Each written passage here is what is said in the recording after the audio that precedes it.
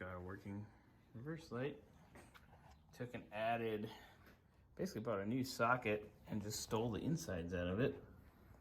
Soldered it on, got our connection. We're in business. So here's the courtesy light that Bob over at Avanti Parts sent over. We go to change the bulb out. Joe, actually, do you have that bulb that came out of this one? Yeah. Let me see that real quick. Thank you, sir. Go to change the bulb out. It was corroded in.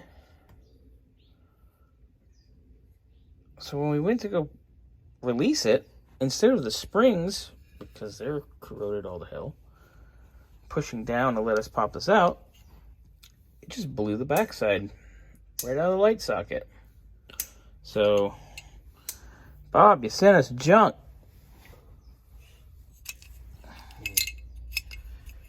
Not cool, man.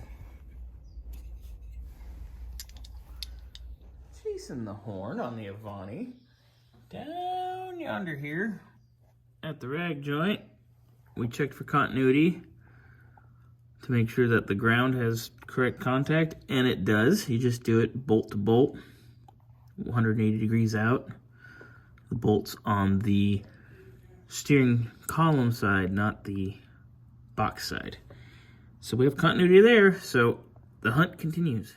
So we've been testing and probing, and we've tested across the wheel.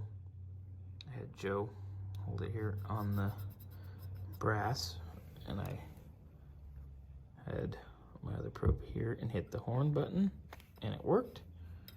Made my meter go beep beep, so we're good there.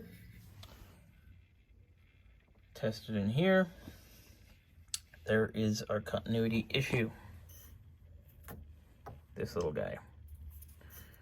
Because if this collar does not make contact, then obviously we have no horn. Because it's supposed to go to this, which is sticking down.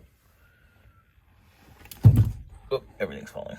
Contact, which the horn ring is supposed to contact. And it's in here, covered in goo and electrical tape, and all chewed up. There it is behind my nail. Yummy. That's why we don't have continuity from here to there.